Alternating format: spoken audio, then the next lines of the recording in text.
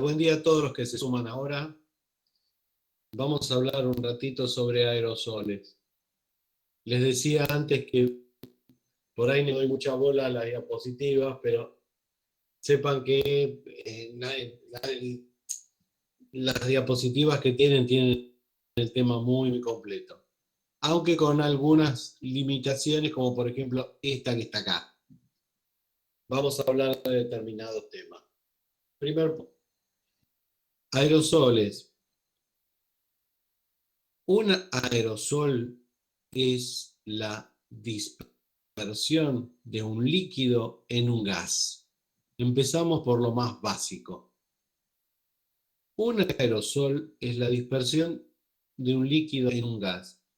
Eso permite, entre otras cosas, la administración del líquido en forma superficial o volumétrica con mayor eficacia. Un líquido se dispersa en gotitas de un determinado tamaño o a un determinado tamaño en un gas. Esa dispersión permite la aplicación de ese líquido sobre una superficie o su dispersión en un volumen con mucha más eficacia que si no lo tuviéramos disperso en el gas. Vieron que ahora se habla de el contagio del COVID se produce por aerosoles. Básicamente son los líquidos, saliva o moco que se dispersan en el aire y que recibe la persona que respira al lado. Si esas gotitas están contaminadas con algún virus, pasan a la otra persona. ¿Se entiende? Partimos desde lo más sencillo. Partimos desde lo más sencillo. ¿Por qué les digo esto? Porque aquí habla específicamente de un aerosol que debe alcanzar un lugar concreto en el árbol respiratorio. Eso es un tipo de aerosoles y un tipo de administración. Obviamente se va a encontrar contra la superficie del árbol respiratorio y va a ser absorbido con mayor eficacia. Pero eso es un punto estrictamente dentro de todo lo que es el aerosol. Les cuento, los aerosoles fueron diseñados específicamente cuando eran un invento de la Primera Guerra Mundial. ¿Y para qué? Para lograr los lanzallamas. Un líquido combustible era transformado en aerosol con aire a presión y se le encendía la punta. ¿Y el lanzallamas qué era? Simplemente un aerosol de un determinado líquido inflamable que se transformaba en llama y se disparaba. Hoy, ese principio de dispersión de líquidos se utiliza, entre otras cosas, para la administración de medicamentos.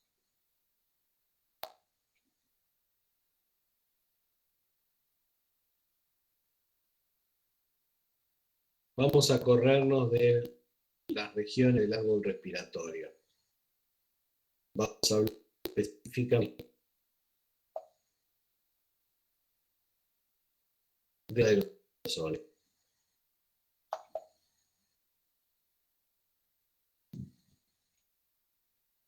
¿Me escuchan ustedes? ¿Me escuchan ahora? Bien. No, porque a cada rato se corta la transmisión, no entiendo bien cómo es esto.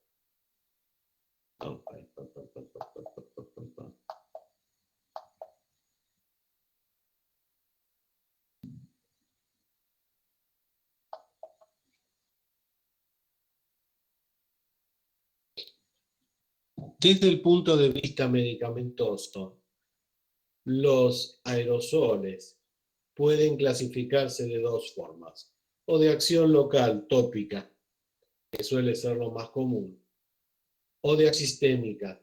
Sistémica significa que el medicamento aportado por el aerosol llega hasta la sangre y se distribuye, ya sea como dice ahí, hasta el alvéolo pulmonar, y algunos aerosoles inclusive pueden llegar a la sangre y transportarse a otro lado. Un segundito.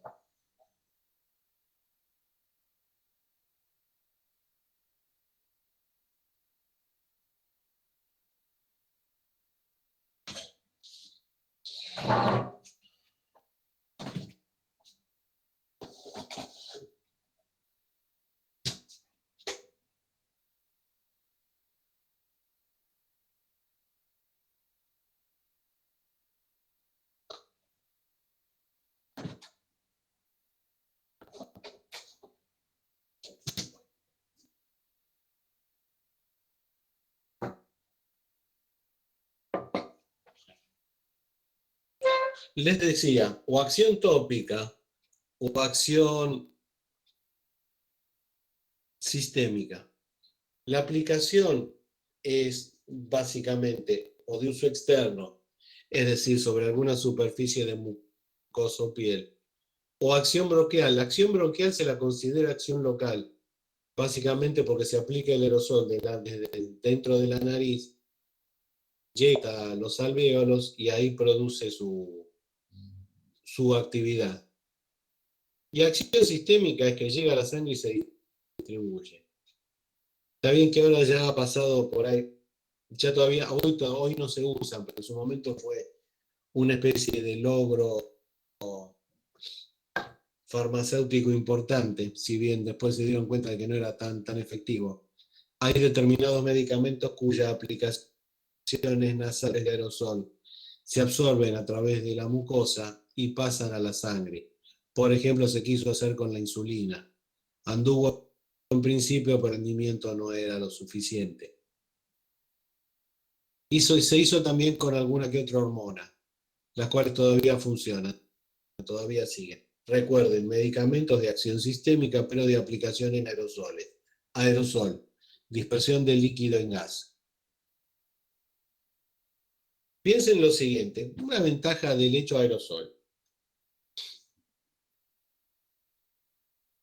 Ustedes saben que los antimicóticos, los medicamentos que sirven para tratar hongos, vienen en 300 formas farmacéuticas distintas. Los tienen en polvo, lo tienen en líquido, lo tienen en crema, lo tienen hasta en óvulos vaginales, etcétera, etcétera, más aerosoles. ¿Cuál es el objetivo de que haya tantas formas farmacéuticas? Básicamente, ¿hacia dónde está dirigido el tratamiento de esos hongos? Si uno tiene si los hongos aparecen en los pies, muy posiblemente usemos crema, dejemos el pie libre y al zapato donde teníamos puesto cuando aparecieron los hongos, se le tira un poco de talco o de polvo para que liquide los hongos que hayan quedado adentro y no nos volvamos a contagiar.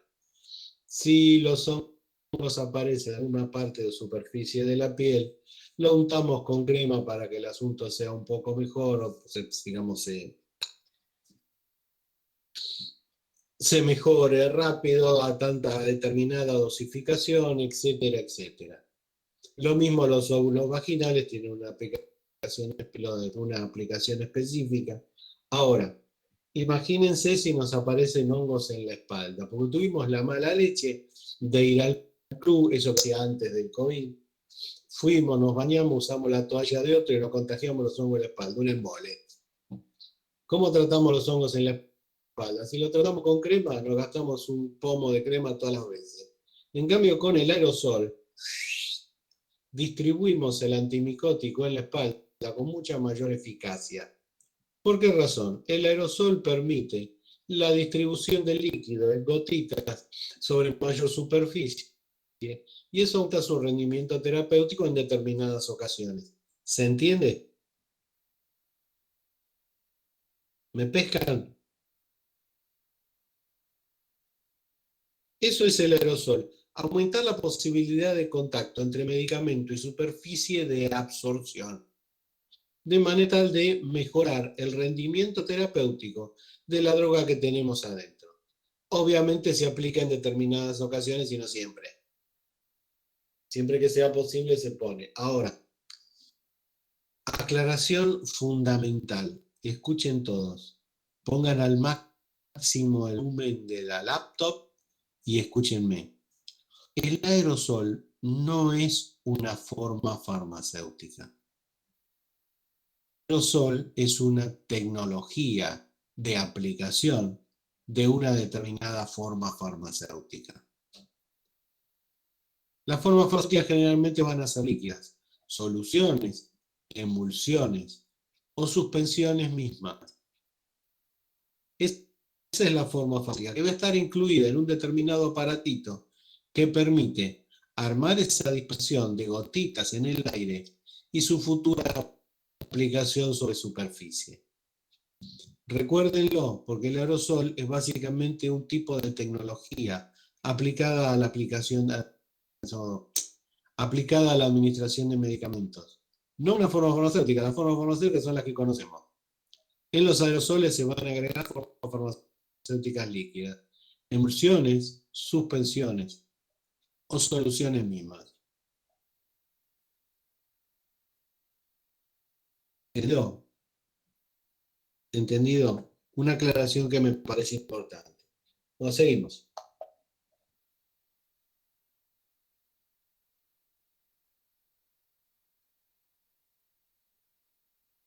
La ventaja más importante de los aerosoles, más allá de todas que tienen escritas ahí, la más importante es aumentar la eficacia de la dosis terapéutica. Es decir, a través de un aerosol podemos aplicar un poco menos de medicamento, pero en su dispersión sobre la superficie de absorción va a aumentar notablemente su eficacia. Aparte de todo lo que tienen anotado ahí, aunque un aerosol, sobre todo aplicado en forma tópica, tiene una rapidez de acción interesante. Eliminar el efecto del primer paso hepático, y en algunos casos es obvio porque estamos absorbiéndolo no a través del sistema digestivo, sino a través de mucosas. Esto es aplicable específicamente a aquellas drogas de uso sistémico aplicadas en aerosol. Disminuir la dosis, es decir, aumentamos la eficacia del medicamento porque aplicamos menos. Y la posibilidad de ajustar la dosis, eso es importante. Sobre todo en este caso en la actividad tópica. Se puede poner más o menos de acuerdo a cómo uno le inflige determinadas cosas al aerosol.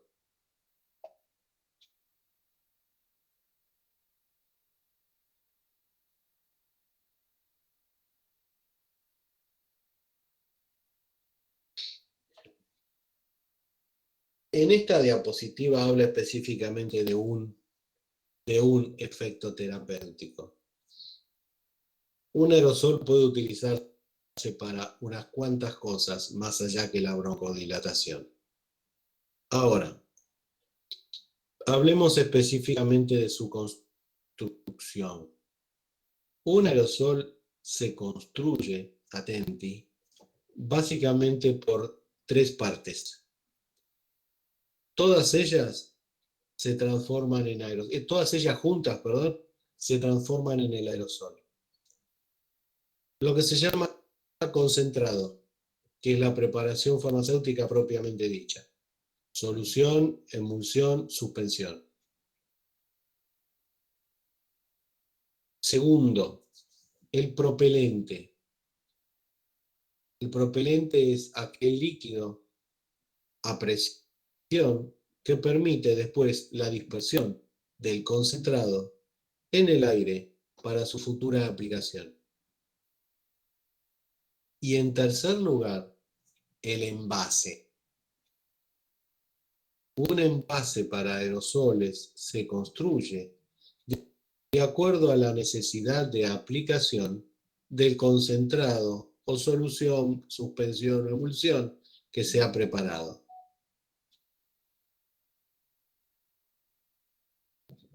Todo tiene que ver con el aumento del rendimiento, con el aumento del rendimiento de la aplicación del concentrado original, es decir, de la preparación farmacéutica.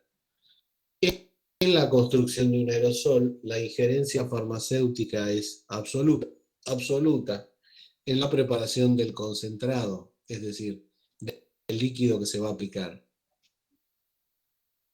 Cuando lo mezclamos con el propelente y el envase, el asunto pasa a ser una especie de mancomunidad profesional de construcción, donde van a intervenir ingenieros, ingenieros químicos, químicos mismos, etcétera, etcétera.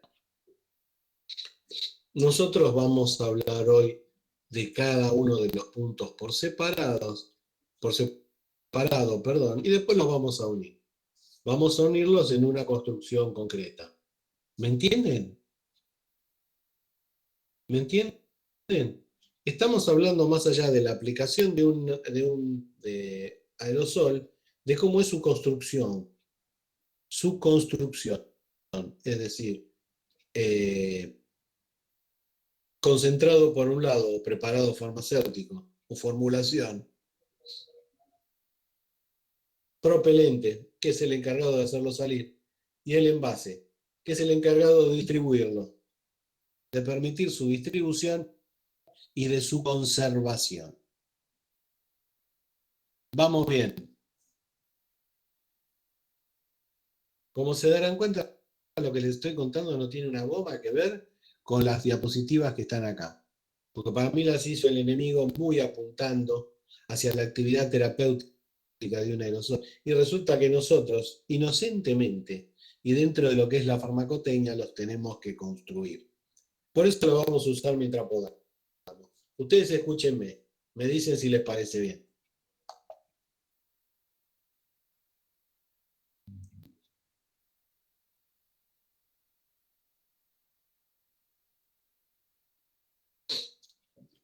Esta diapositiva, más allá de lo que dice ahí, tiene que ver con un dato importante en la aplicación de los aerosoles.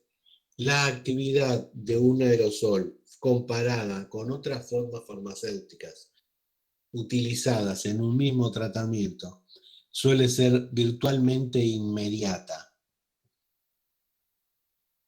Es decir, los aerosoles funcionan de inmediato. Digámoslo así, si uno tiene que usar un broncodilatador y lo va a usar en comprimido o en jarabe o inclusive inyectable, va a tardar mucho menos en hacer su actividad que si uno mete un chufi en la nariz. Va a llegar más rápido al lugar, va a tener menos efectos adversos por el hecho de que no necesita ser distribuido y va a tener una actividad local inmediata a través de la mucosa. Obviamente estamos hablando de un aerosol con un broncodilatador que va a administrarse para un determinado problema. No estamos hablando de administraciones sistémicas que pueden ser otras drogas, ni administraciones locales sobre la piel, las cuales también son inmediatas. A ver, ¿conocen ustedes un producto que se llama Aerogal, que son siliconas en aerosol y se utilizan para prevenir la aparición de escaras? Fenómeno. ¿Alguna vez por ahí lo sintieron nombrar? Básicamente es un líquido de siliconas transformado en aerosol. Está mezclado con un par de propelentes que lo que hacen es distribuir las siliconas sobre una determinada porción de la piel para evitar que esa piel deje de oxigenarse. Recuerden, las siliconas son permeables al oxígeno. Deje de oxigenarse y termine produciéndose una llaga, a la cual llamamos comúnmente, se llama en el hospital comúnmente escara. Bueno, si eso lo tuviéramos que hacer con algún desinfectante en líquido, es mojar, pasar el algodón, pasar la gasa, etcétera, etcétera. Con el aerogal o con la aerocona, es simplemente una aplicación en dosis, una aplicación específica que cubra la zona. Inclusive la coloreo un poquito para que uno sepa más o menos hasta dónde la aplicó. Y ya de alguna manera puede prevenir la aplicación de, digamos, puede prevenir la aparición de las escaras.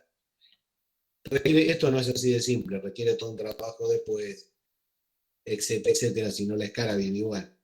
Recuerden, la escara se produce cuando una persona está mucho tiempo postrada, mucho tiempo en la cama y determinadas porciones de la piel no reciben oxigenación suficiente. Las células mueren y producen una llaga. A veces esas llagas son rápidamente solucionables cuando los enfermeros son realmente hábiles y en otros casos se producen realmente cráteres que pueden llegar hasta el hueso. Es decir, la muerte completa de la piel más el músculo de abajo y son complicadas de tratar, pero se pueden recuperar. Se pueden recuperar. Tardan, etcétera, etcétera. El hecho es que una persona internada mucho tiempo tiene que ser movida de manera tal de que la escara no se produzca nunca. es otro tema. Comentario aparte. Seguimos.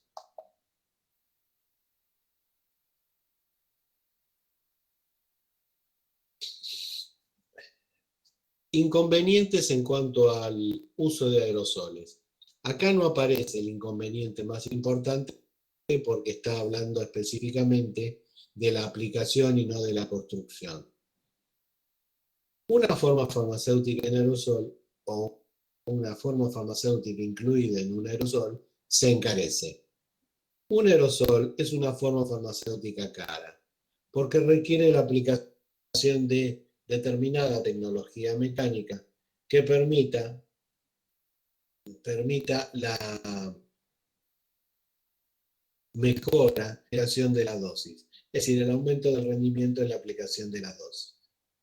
Armar un aerosol, diseñar un aerosol, no es solamente el concentrado más el propelente que le vamos a poner, sino que es todo eso más el envase.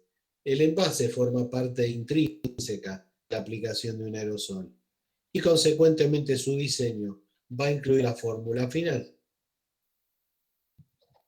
Y el envase, del cual vamos a hablar en algunos minutos, es lo que más encarece la construcción de un aerosol.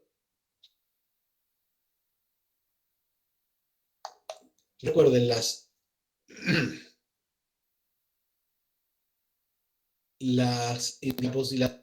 diapositivas que estás viendo hablan básicamente de la administración de medicamentos a través del aerosol y yo estoy haciéndoles hincapié en su construcción, que tendría que aparecer primero. Sistema de formación de aerosoles va desde los más viejos a los más nuevos. Pulverizadores, nebulizadores, insufladores o sistemas presurizados. Básicamente es todo lo mismo. Lo que usamos hoy concretamente, de lo que vamos a hablar hoy específicamente, son de los sistemas presurizados, es decir, envases que contienen un determinado medicamento envasados junto a un gas o a un líquido a presión que al liberarse esa presión se transforma en gas. Es decir, hoy por hoy un aerosol es un sistema presurizado, ya. Ahora, hago una aclaración. Hablamos de sprays, esto que dice acá, sprays, cuando el gas propelente es aire. Cuando ustedes lean spray en algún momento o en alguna aplicación médica o cosmética, significa que el gas que produce la salida del concentrado del envase es aire, aire a presión, aire a presión.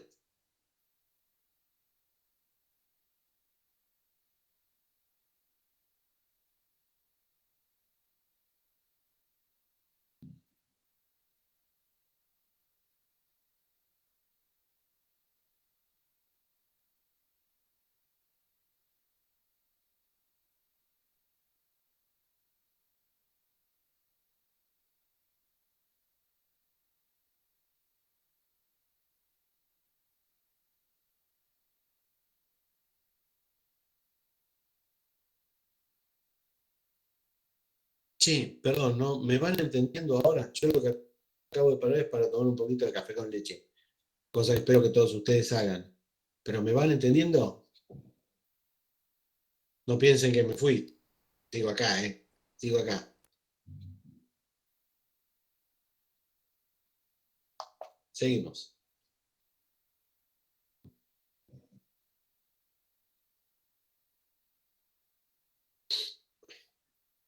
Descripciones más o menos técnicas para que lo que tengan en cuenta. Pulverizaciones. Se llaman pulverizaciones, que no son en realidad pulverizaciones, pero se tendría que llamar algo así como goteizaciones. Pero esto se usa para tirar polvos en principio y le quedó el nombre. Básicamente son los goteos, donde uno lo que hace es apretar el envase, apretas el envase, aumenta la presión sobre la piquita de salida y sale o un chorrito o gotitas o aire con gotitas dispersas. Pero lo único que uno hizo fue aumentar la presión acá adentro para que el asunto salga. Las gotas nasales serían pulverizadores. Eso que llaman chufi, que uno aprieta y sale para afuera, no las válvulas dosificadores, esas son otras cosas. Eso que llamamos puff es otra cosa, que lo vamos a ver en un rato. Pero pulverizadores se basan básicamente eso.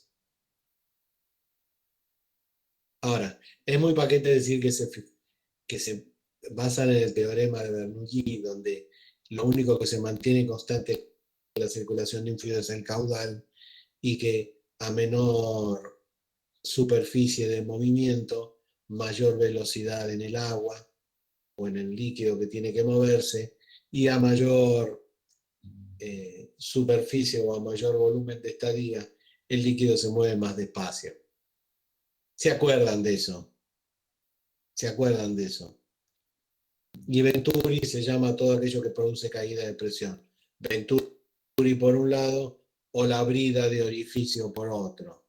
Lo deben haber visto en Física 8 o algún lugar de eso, hace muchos años.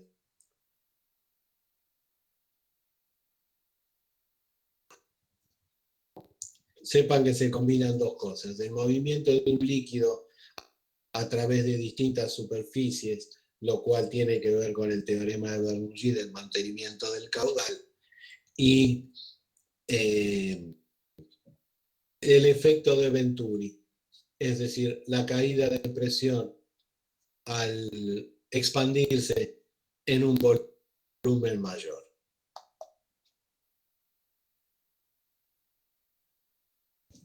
Fíjense, acá tenemos digámoslo así, un pulverizador, pero desarmado en sus factores digamos, de funcionamiento.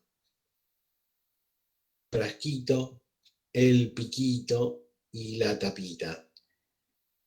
El piquito produce generalmente gotas. La gota, les recuerdo, recordamos de otra época, es una medida de dosificación.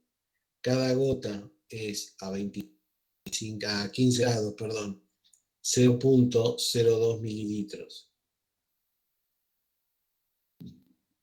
Perdón, dije cualquiera. 0.05 mililitros. De manera que un mililitro son 20 gotas. ¿Ok?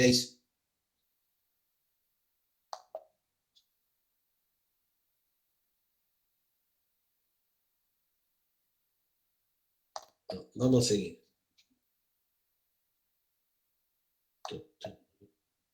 Bien. Vuelvo a la anterior, porque esta me parece importante, me parece peor. Fíjense, acá lo que se habla es de la conducción de un líquido a través de un tubo. De un tubo que permite la salida de líquido por algún tipo de aplicación de presión por el lado de abajo, y ese líquido, al encontrarse con una corriente de aire, se fracciona en gotitas. A eso se llama pulverización o aerosol, la distribución de un líquido en gotas en aire. Ahora, esas gotas, si nos remitimos al dibujito que tenemos acá,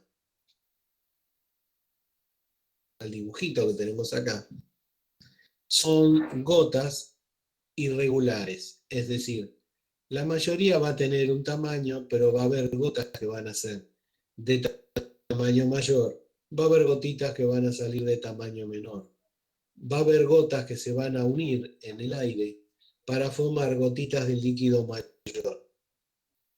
En el diseño de aerosoles modernos, ya sean cosméticos o medicamentosos, se pretende que cuando el aerosol expulsa el aire y el líquido disperso en el gas, las gotas salgan todas ellas lo más iguales posibles, de manera tal de asegurarnos no solamente un tamaño específico, sino también una determinada cantidad de gotas que van a representar en determinados casos una dosis. ¿Se entiende?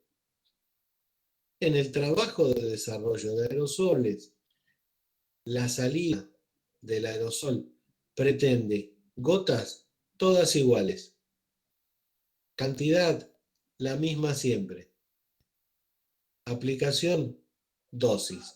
Si no fuera necesaria la dosis, como suele pasar en los aerosoles de uso cosmético, esto se tiene tan en cuenta. No obstante, el hecho de que las gotas salgan todas iguales, sí o sí va a pasar. Tengamos en cuenta la dosificación o no.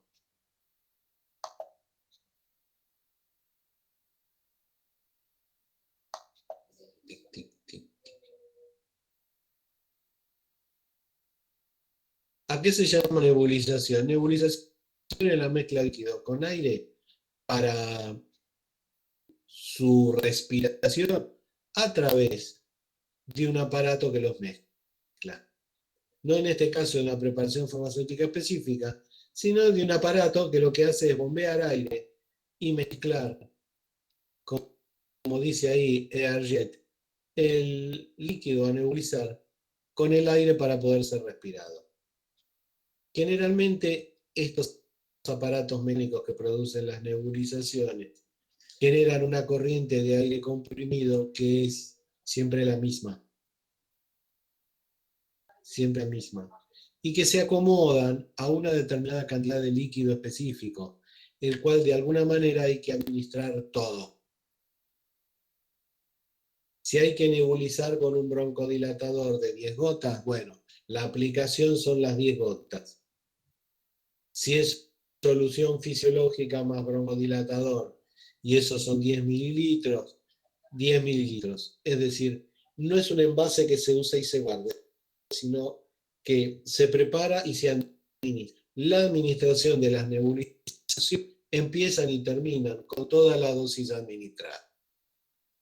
¿Pero qué es la nebulización?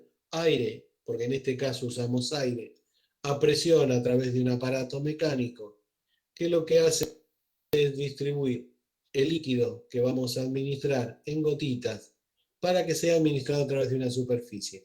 Esa superficie generalmente es la fosa nasal, es decir, lo que se nebuliza se respira.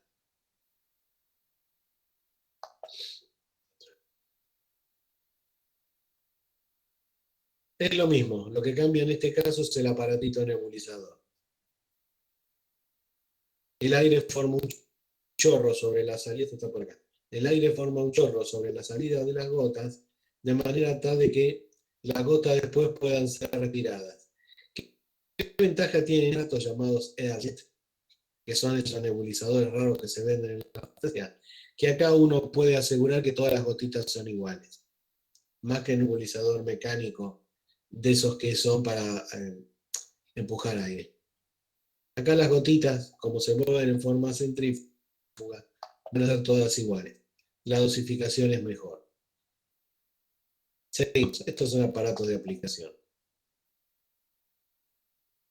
Los ultrasónicos tienen que ver que también son para realizar nebulizaciones. Recuerden, nebulización, aparato mecánico más líquido, aire a presión.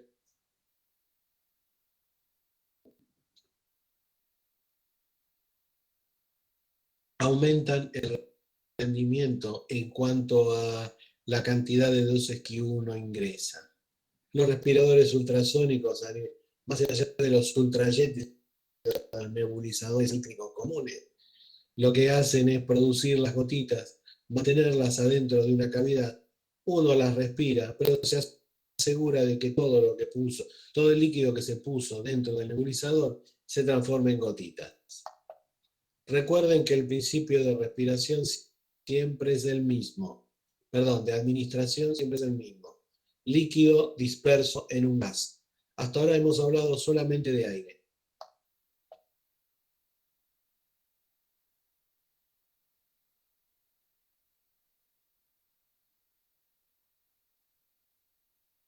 Los insufladores son esos aparatos que solo mueven polvo.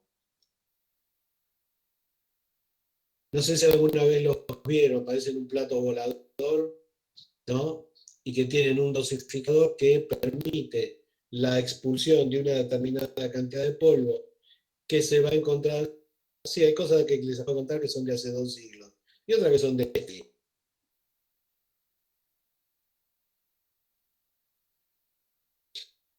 Les decía, los insufladores mueven específicamente polvo. Una porción de aire que empuja una determinada cantidad de polvo, que uno lo pone específicamente sobre la boca, ese polvo se absorbe a través de la mucosa bucal.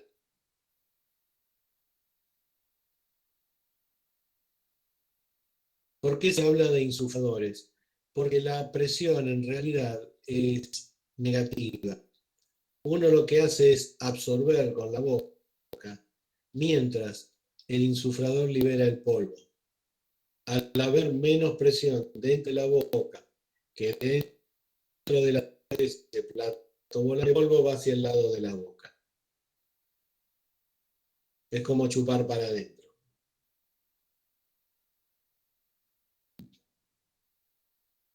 Obviamente, este tipo de aparatitos tiene una opción, que es la que aparece acá.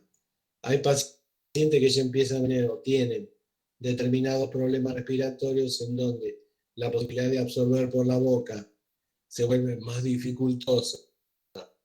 Consecuentemente, la dosificación es más errática.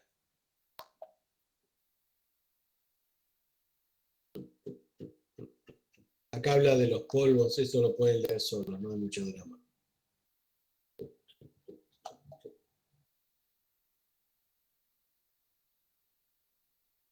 Vamos más adelante.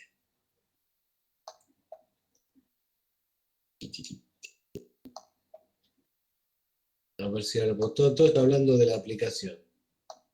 Y esto no tiene mucho.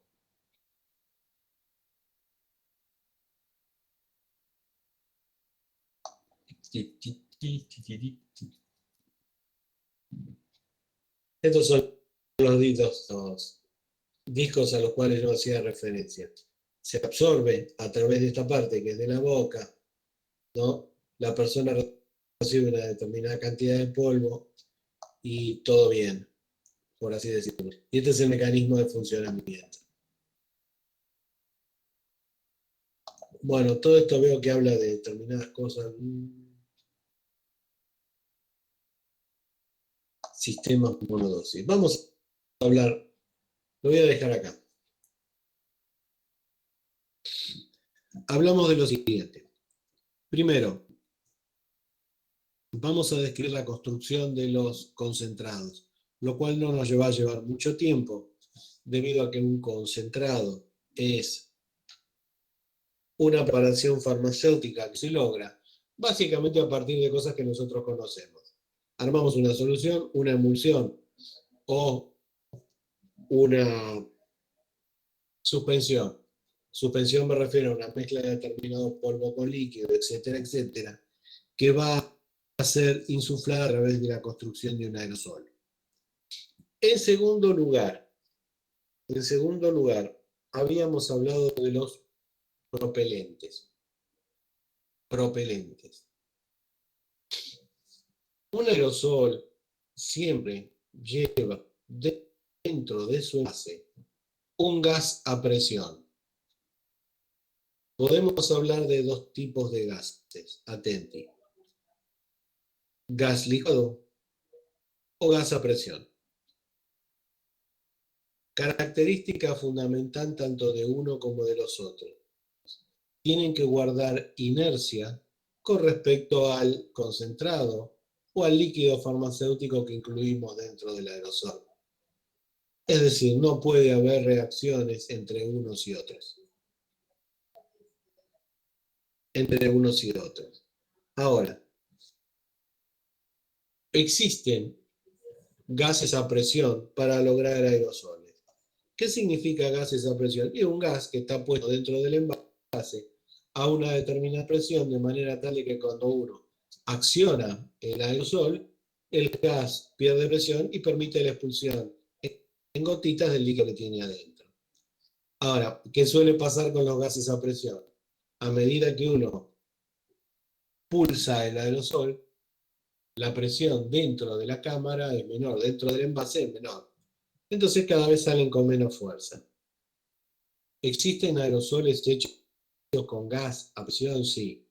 Con dióxido de carbono, con nitrógeno. Nitrógeno generalmente se usa en perfumes. En algunos perfumes, de manera tal de que el perfume no se oxide, no cambie su aroma, fragancia, etcétera, etcétera, cuando se encuentra con aire o tipo de oxígeno. Ahora, a medida que uno pulsa esos aerosoles y salen las gotitas salen cada vez a menor presión porque hay cada vez menos gas dentro del envase. ¿Se entiende? Un típico aerosol con dióxido de carbono es el sifón, la soda, que en este caso el pico está armado de tal manera de que todas las gotas, en vez de esparcirse en el aire, salen todas juntas en un chorro. Pero un sifón no deja de ser un aerosol. Y a veces si el sifón tiene pérdida y se va el dióxido de carbono de adentro, uno aprieta la manijita y el agua de adentro no sale. Eso es por pérdida de presión. ¿Cómo se solucionó esa pérdida de presión? En los aerosoles de uso un poco más específico y o sofisticado. Simplemente se agrega dentro del envase un gas licuado. Gases que a determinada presión permanecen líquidos y cuando esa presión se afloja, se gasifican e implican al líquido con el que están mezclados. Los gases licuados son los de uso más corriente en los aerosoles de uso médico e inclusive en los aerosoles de uso industrial. ¿Qué gases licuados se usan comúnmente? Hay varios. Algunos más, algunos se están tratando de dejar de usar y se están reemplazando por otros. El gas licuado de uso muy corriente en la preparación de aerosoles es la mezcla butano-propano. Es una mezcla fácil de licuar, barata y absolutamente inerte. El drama que tiene la mezcla butano-propano es su inflamabilidad. Pero en determinados aerosoles se usa. Piensen que un aerosol, dentro del aerosol, hablo de la construcción de aerosol, generalmente están armados a 1 o 2 atmósferas de presión sobre la presión atmosférica. Es decir, existe mucha presión dentro del envase para lograr la salida eficaz del contenido del aerosol. Ahora, ¿por qué gases licuados? Simplemente porque mientras haya líquido dentro del envase, la presión de salida va a ser siempre la misma. Recuerden que todo líquido está en equilibrio con su presión de vapor. Primera ley de Raoult. ¿Se acuerdan de física 9? Que la vieron después de física 8, el teorema de Bernoulli. Vaya a ser donde, hace 38 años. Entonces, se supone que mientras haya líquido dentro del envase, la presión con la cual se va a lograr la expansión y salida del líquido que está dentro va a ser la misma. ¿Me entienden? Sí. Ahora, siempre, no, correcto, siempre la presión dentro del envase va a estar en un cierto exceso porque cuando el aerosol termina de funcionar, cierta proporción de líquido propelente queda dentro del envase. Por eso generalmente afuera dice en los envases de aerosol metálicos no perforar ni acercar a la llama, porque más allá de que esté vacío, puede tener líquido propelente adentro que se expanda y pueda producir un accidente. ¿Se entiende? Fenómeno. Hablamos de butano, propano como gases licuados. Segundo, ¿qué otros gases licuados se usan? Los freones. Los llamados, freón es una marca comercial. Los freones son de hidrocarburos halogenados, que utilizan básicamente flúor. ¿Cuál fue el origen de los freones? El hecho de construir hidrocarburos fluorados como los freones tenía que ver con reducir la capacidad de ignición, es decir, reducir la inflamabilidad. Los freones encima son todavía mucho menos reactivos que el butano propano frente a los concentrados que tuvieran que empujar. Hasta cierto punto son menos reactivos. ¿Cuál es el drama de los freones? El drama de los freones es básicamente que son desde el punto de vista natural indestructibles. Butano o propano, una vez propelidos al aire, en 15 a 10 días están transformados. Se oxidaron hasta reciben oxidación bacteriológica y terminan siendo ácidos grasos o eh, compuestos sólidos. Bueno, desaparecen. Los freones no desaparecen nunca, son indestructibles. Se acumulan en el aire, son levantados a determinada altura por las corrientes de aire normales y en general lo que pueden hacer es utilizar determinada energía para formar radicales libres. Esa energía para formar radicales libres la obtienen de la actividad ultravioleta del Sol. ¿Qué pasa con esos radicales libres? Son capaces de reaccionar con un receptor antirradicales libre que tenemos en se llama ozono. Al reaccionar los radicales libres producidos por los freones con el ozono, reducen la capa de protección que el ozono produce frente a determinado tipo de radiación ultravioleta. Por eso dicen que dañan la capa de ozono. No solamente, obviamente, los freones que se utilizan en la industria de aerosoles, sino con mucha más asiduidad aquellos freones que se utilizan en la industria de la refrigeración, que se utilizan en bidones y a gran escala. Resultado de esto, bueno, para evitar ese tipo de problemas desde la Tierra, porque los agujeros de ozono no solamente se producen desde la Tierra, se pueden producir desde el Sol, a través de determinadas tormentas que se producen en el Sol, etcétera, etcétera, y que modifican la energía de las emisiones ultravioletas que llegan a la Tierra y producen una disminución en la defensa del ozono. Resulta que hace como 20 años el Sol no tiene tormentas. Más el hecho de que los freones están siendo reemplazados ahora por otros hidrocarburos, léase isobutano o isopentano, son los que llaman gases ecológicos que le ponen a la heladera, isobutano o isopentano. Bueno, el agujero se ha recuperado, porque hace un tiempo que ya nadie más habla del daño en la capa de ozono, o se habla muy poco o no se dice nada. Eso tiene que ver más que nada por cambios en las tormentas solares que permitieron la recuperación de la capa de ozono, más el hecho de que el uso de los freones, no tanto médicamente, pero sí a nivel refrigeración, bajó. ¿Me entendieron? Ahora, los freones se pueden utilizar para determinado tipo de aerosoles, los hidrocarburos, butano, propano, para otro tipo de aerosoles.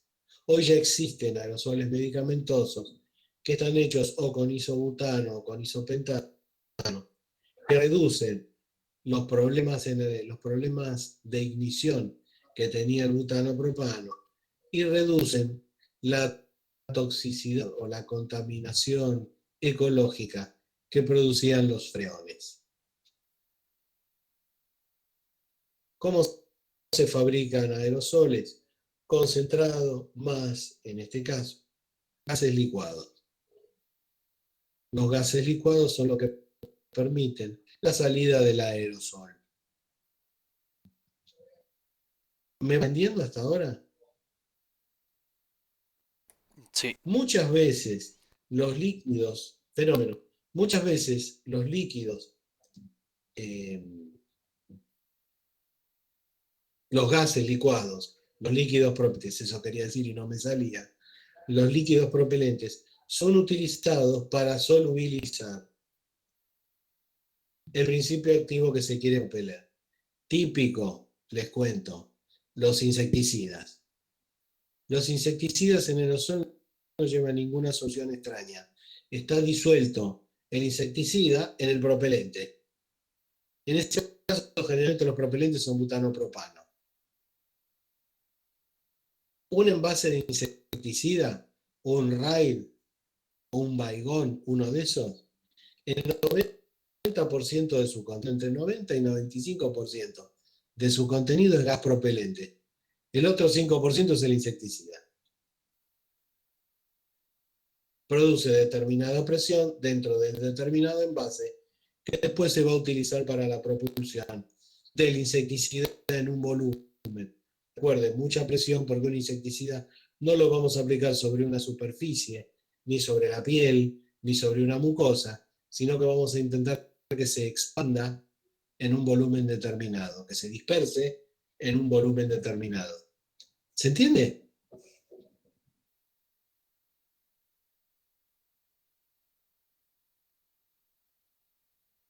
No se duerman, no se duerman.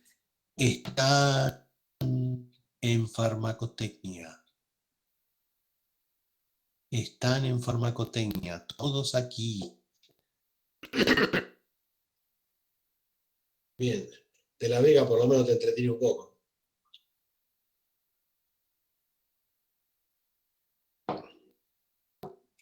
Che, ¿qué pasa hoy? Son 23, son la mitad de lo que suelen usar siempre. Che, tienen muchos exámenes, están con muchos exámenes.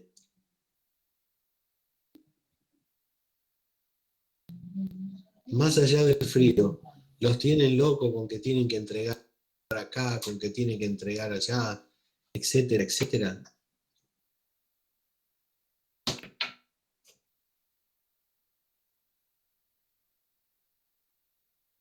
Bueno, hoy tenés un examen, Aldo, vamos, que te vaya bien, dale, vamos. Vamos que terminamos. Ahí ya me perdí, ¿en dónde estaba? Ah, hablaba de propelente más el concentrado. Recuerden, el propelente tiene una finalidad específica, que es generar presión de salida dentro del envase para mover el concentrado. Obviamente esa presión de salida es distinta de acuerdo a la construcción del aerosol que uno pretende hacer. Por ejemplo, les acabo de contar el ejemplo del insecticida. Un insecticida tiene mucha presión dentro del envase porque su concentrado, su líquido insecticida, tiene que esparcirse dentro de un determinado volumen enorme para matar a los bichos. Muy distinto va a ser la presión que requiera una crema de afeitar en aerosol. Muy distinta va a ser la presión que requiera un broncodilatador que se va a aplicar sobre una mucosa para que pueda ser absorbido. La presión de salida dentro de un aerosol, vamos a ver en un ratito que está marcada por el envase, pero es generada a través de la cantidad de gas licuado o gas de absorción. En este caso hablemos de gas licuado, que se incluye dentro del envase.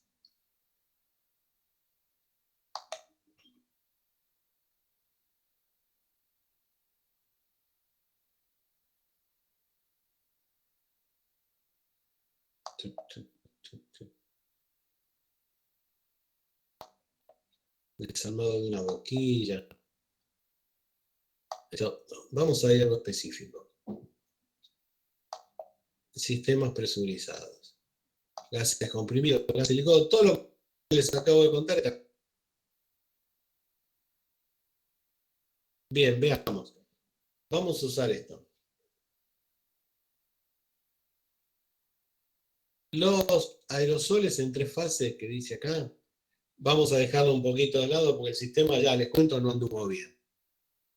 Generalmente los aerosoles son en sistema de bifase. ¿A cuál hablamos de bifase?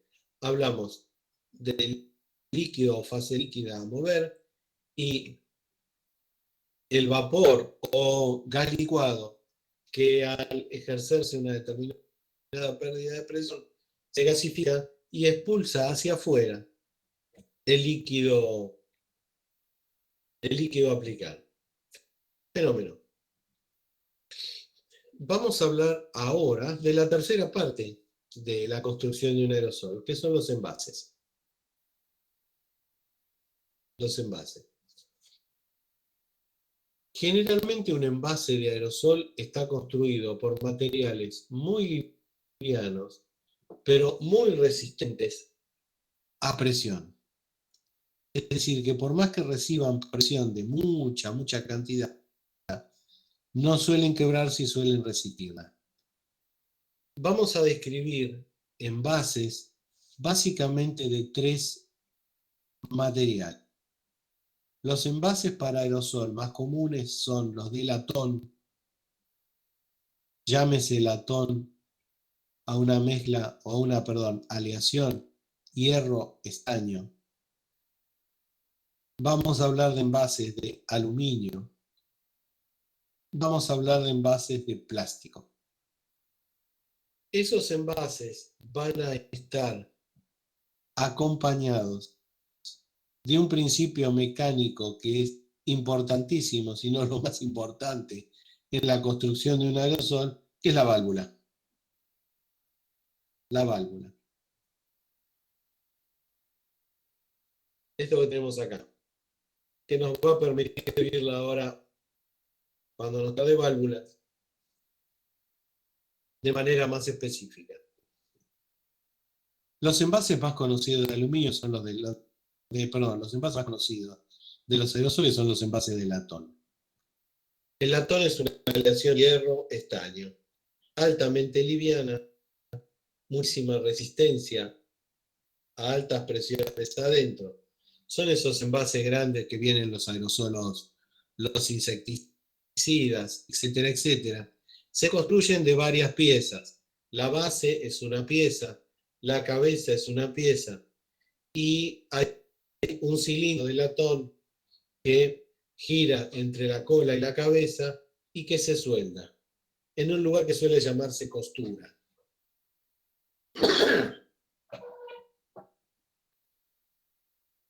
Si tienen en casa para ir un envase insecticida, se fijan y todos se arman igual. Una base, una cabeza donde va a ir implantada la válvula, una lámina que produce el envase completo y una soldadura la que se llama costura. Los envases, estos tienen una desventaja, son altamente oxidados por el hecho de que puede haber en determinadas condiciones pasaje de electrones, es decir, redox entre el estaño y el hierro, porque están en distinto lado del eserito del hidrógeno.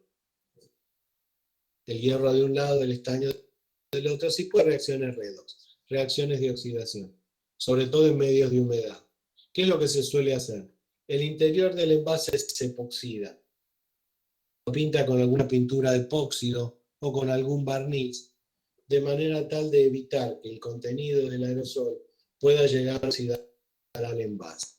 Esto le da mucha mayor duración. El segundo caso son los envases de aluminio.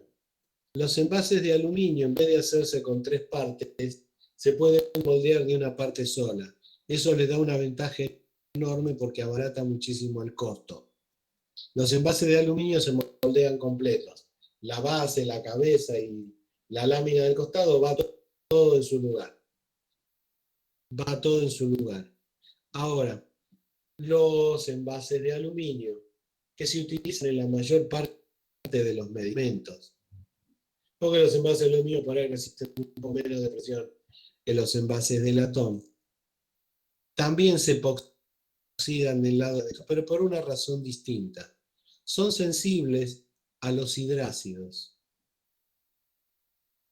El aluminio, ácido clorhídrico o ácido clorhídrico, ácido de yodo, es decir, ácidos hidráceos, son capaces de ser perforados. ¿Por qué? Porque se disuelven. Y a veces en algunas mezclas, por ejemplo, cuando se hacen donde se hacen espumas que se mezclan con el propelente y se envasan en aluminio, con el correr del tiempo puede haber reacción entre el agua de la espuma de afeitar, el freón, producirse algún hidrácido o alguna microgota de hidrácido que puede terminar perforando el envase. ¿Cómo se evita este problema? Se epoxida. Se epoxidan del lado de adentro, se pinta con barniz, de manera de aislar al contenido del envase mismo. Y por otro lado, envases plásticos o material plástico. El material plástico que se utiliza comúnmente para construir aerosoles es un plástico que se llama EVA, etilén vinil acetato, que obviamente resiste muy baja presión con respecto a otros, pero que se utiliza para, digamos, determinados aerosoles de fantasía. Por ejemplo, la nieve de carnaval o la nieve de la fiesta, bueno, eso suele ir en plástico. Aprietan la salida, existe adentro un propelente que lo hace salir a esa espuma extraña que no se pega y que forma tiritas. Y que antes era espuma de carnaval, que era una cosa, ahora no tanto. Pero esos plásticos pueden utilizarse también para aerosoles. En este caso hablamos de cosméticos o de aerosoles de fantasía. ¿Me entendieron la descripción? ¿Me entendieron todo? Hablamos de pro y contra de todos los envases. Hablamos de pro y contra de todos los materiales, perdón, de envase. El latón por un lado, que es lo más común, el aluminio en segundo plano y en muy tercer plano el plástico. Ahora, todos ellos van munidos de una válvula. Una válvula. La válvula en la construcción de un aerosol, yo diría que más allá del concentrado, que es la razón de ser, el propelente, que es lo que hace que salga, y el envase que lo contiene, es la parte más importante del diseño de un aerosol. Existen dos tipos de válvulas. Tienen las dos determinadas cosas en común y una diferencia específica. Los dos tipos de válvulas son las llamadas válvulas continuas, ya que mientras uno la aprieta o la pulsa, el aerosol permite salir su contenido y cuando la suelta, no sale. Y las válvulas dosificadoras, aquellas que cuando uno las pulsa, solamente deja salir una porción medida del contenido del aerosol. Y si queremos que el aerosol vuelva a liberar contenido, hay que apretarlo otra vez. Muy utilizada en medicamentos. Una válvula dosificadora es estrictamente utilizada en medicamentos. Ahora, ¿cómo se constituye una válvula en general? Después vamos a hablar de la diferencia. En principio, ¿qué depende en un aerosol de la válvula? De la válvula depende la presión de salida del líquido del aerosol. De la válvula depende el tamaño de la gota de salida del aerosol. De la válvula depende la dispersión de la gota. Es decir, si queremos que se disperse en un volumen grande, si queremos que se disperse en una determinada superficie, si queremos que simplemente nos deje una porción del contenido en la mano, todo eso se maneja a través de la válvula. Tamaño de gota, dispersión de la gota, presión de salida de la gota, de las gotas o del aerosol. Y obviamente la seguridad, es decir, el cerrado del aerosol. Si uno no pulsa la válvula, lo que está dentro del aerosol no tiene que salir. ¿Se entiende? Todo esto pasa a través de la válvula. Se diseña cada válvula para el contenido o concentrado que el aerosol tenga que mover.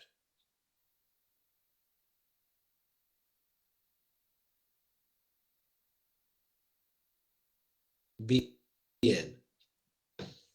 Bueno, ¿cómo es eso del funcionamiento de la válvula? Vamos ahora que definimos para qué sirve, cómo es que la hacemos mover. Uno tiene un tubo que pesca, que está incluido dentro del líquido que tenemos que mover. Este líquido acá dentro del aerosol es una mezcla entre concentrado y propelente. El líquido, acá dentro está a una determinada presión. La presión a la cual el líquido se encuentra acá dentro no es la misma con la que sale. El líquido, antes de salir por la válvula, se encuentra con un lugar de preexpansión. Esto que está acá. Que vendría a ser este chiquitín que está acá, se ve mejor.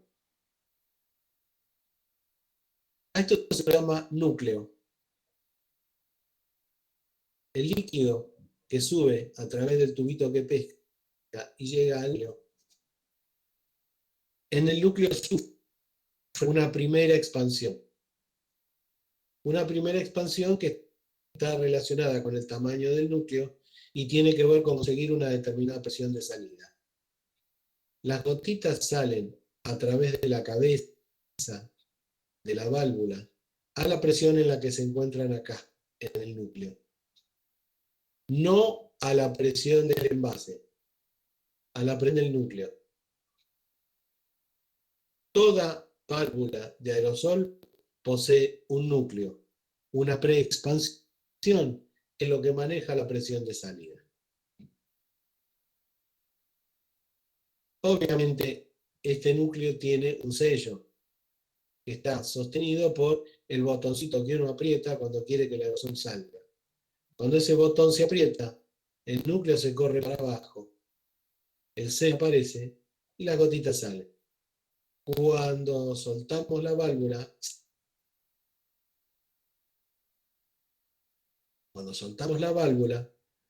el núcleo se cierra y el aerosol deja de salir. Esto en una válvula continua. Mientras apretamos la cabecita, el líquido sale. Va a salir a una determinada presión, lo va a arrojar a una determinada distancia. Las gotitas van todas. La gota está determinada. Un lugarcito, la válvula, es lo que ustedes miran un aerosol desde adelante y ven que la valvulita tiene como un agregadito de plástico con un agujerito en el medio. Eso se llama ojo. Ese ojo es el que maneja el tamaño de la gota y su distribución en superficie o en volumen. Si miran en un aerosol va a ser una forma, si miran en un broncodilatador va a ser distinto, y si miran en una crema de afeitar va a ser absolutamente distinto. Ahora bien, funciona una válvula continua. ¿Cómo funciona una válvula dosificadora? Una válvula dosificadora tiene, antes del núcleo, una más, como si acá hubiera un cuadradito más.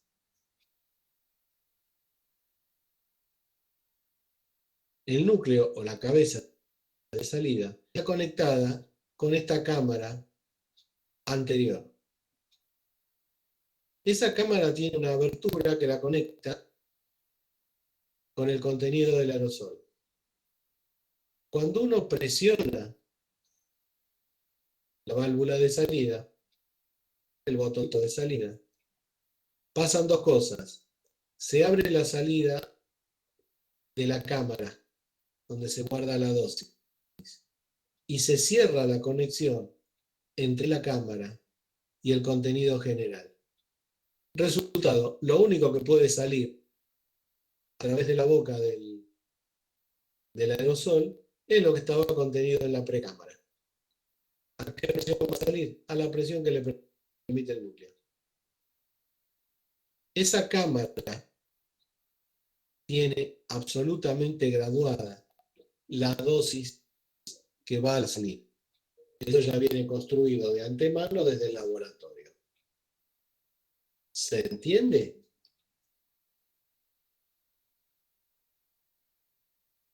¿Me entienden cómo es?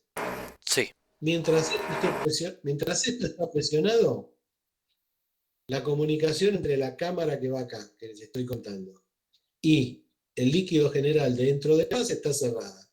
Cuando se suelta, esto se vuelve a abrir, se cierra la salida hacia afuera y la cámara se vuelve a llenar.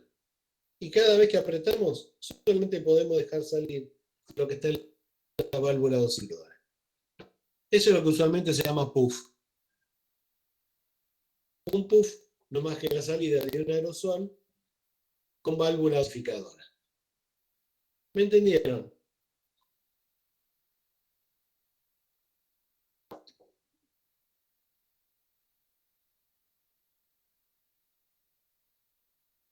¿Qué fenómeno? Vamos bien hasta ahora, ¿no?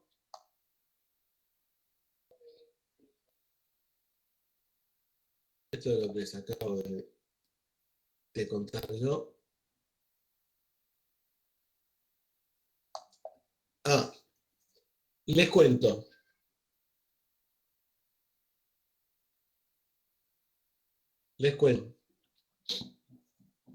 Generalmente les había dicho que la salida o la presión de salida de un aerosol es manejado a través de la válvula dosificadora.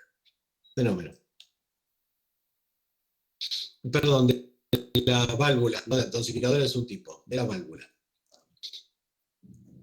Hay determinados efectos que se pueden lograr merced a modificaciones entre la conexión de la válvula y su contenido en propelente y concentrado.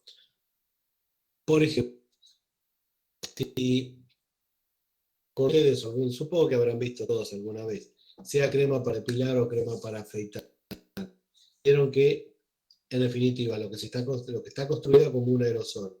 Pero cuando uno aprieta, lo que sale es una espuma. Una espuma constituida por el gas propelente más el jabón que produce el esmalte, palmitato de sodio o estearato de sodio, con un poquito de glicerina, para que sea un poco más suave, y hasta con el perfume llegado el caso. Ahora, ustedes vieron que aprietan la salida de una crema de afeitar sobre la palma de la mano, sale un poquitito de crema, y esa crema que se apoyaron sobre la mano, en un momento dado empieza a crecer. Es decir, es como si se hubieran puesto un poquito que de repente se transforma en un muchito un poco más grande. ¿Por qué sucede eso? Básicamente porque se evapora el propelente y en los lugares que el propelente dejó libre entra aire. El aire, ¿qué es lo que hace? Que la espuma crezca. ¿Esto para qué sirve? Básicamente para aumentar el rendimiento de la crema de afeitar. En los geles para afeitar, el asunto es exactamente lo mismo para afeitar, que tiene un jabón, pero que tiene tiene fortaleza polimérica un poco mayor. Si uno lo pone o pone la pizquita sobre la mano, difícilmente empieza a intercambiar aire por propelente. Entonces, ¿qué es lo que uno tiene que hacer? frotarlo. La espuma crece, se da propelente, se llena de aire y tenemos la espuma como para afeitarnos. ¿Se entiende? El dibujito que aparece en la diapositiva es básicamente un sistema presurizado al cual llaman trifásico, pero en realidad es doble, porque es propelente más concentrado, para descargar en forma de espuma. Lo que les estaba contando recién. En otros casos, les cuento, esto ya no existe porque resultó ser muy caro. En determinados tipos de aerosoles, el propelente se mantiene fuera de contacto con el concentrado. Hace muchos años atrás, principios de los años 80, se habían inventado determinados envases de pasta dental. Recuerden que una pasta dental es algo así como un 20-25% de sólido para que uno se pase por los dientes. Envases en aerosol con crema dental. Ahora, ¿cómo funcionaban? La crema dental se envasaba dentro de un envase plástico, como si fuera la crema dental común, con un émbolo, es decir, con un pistón abajo, debajo del cual se ponía el gas propelente. Uno miraba la crema del lado de abajo y tenía una especie de tapita. Tapita que lo que hacía era por donde se cargaba el propelente. Cuando uno accionaba la cabeza del aerosol, en este caso, lo que hacía era hacer entrar aire a donde estaba el propelente. El propelente se gasificaba, empujaba el émbolo y hacía que la pasta saliera. Era todo un alarde de tecnología para mover pasta dental. Desde ya les digo que si mezclan propelente con pasta dental en cualquier envase y aprietan para que salga, no sale nada. Es demasiado pesado así. Pero con un émbolo es más fácil. Este sistema debe haber durado 1 año o 2 años porque era carísimo y nadie compraba crema de afeitar, crema pasta dental y empezaba a envasar este coso. Lo había inventado un laboratorio que se llama Colino, que total uno apretaba la cabecita, salía un chorrito y la crema de afeitar uno la podía usar casi completo, sin desperdicio y demás, salvo por lo que tenía que poner para comprar. Finalmente, ¿cómo se construye un aerosol? Concentrado. La construcción de una preparación farmacéutica líquida. Segundo, propelente. Tercero, envase. Aplicaciones tópicas. Puede ser para dolores locales, puede ser como antimicóticos o antibióticos, para heridas infectadas, etcétera, etcétera. Puede utilizarse sobre mucosas, sea la mucosa bucal, sea la mucosa nasal, para lograr algún efecto como decía al principio de la diapositiva, el árbol del sistema bronquial. Broncodilatores. Objetivo, aumentar el rendimiento de la absorción, aumentar el rendimiento local. Determinadas hormonas, léase insulina, o lea en otro caso, inclusive somatostatina, se pueden utilizar en forma de aerosol sobre mucosa, de manera tal de que se absorban y hagan actividad en forma sistémica trasladada por la sangre. La forma farmacéutica aerosol va a seguir vigente mientras aumente el rendimiento frente a otras formas farmacéuticas. El propelente es tener en cuenta que ahora los nuevos propelentes, isobutano, isopropano, perdón, isobutano o isopentano, dan la ventaja de menor contaminación ambiental, menores posibilidades de ignición, consecuentemente un poco más seguros. Nunca jamás acercar, sea cual fuere el propelente, un envase de aerosol a la llama, simplemente porque el gas licuado que está dentro a mayor temperatura se gasifica y puede hacer que el envase explote. Ese es el tema. ¿Me entendieron todo? Sí. ¿Me entendieron todo? Fenómeno. El resto, lo que está en las diapositivas, lo miren porque es muy interesante. Pero no me iba a detener en contar lo que está ahí escrito. Lo que me parece más importante es que sepamos en principio cómo se construye el aerosol. Y después verán los artilugios mecánicos para hacer o favorecer su administración, merced a las diapositivas que tiene, que están bastante claras. ¿Todo correcto,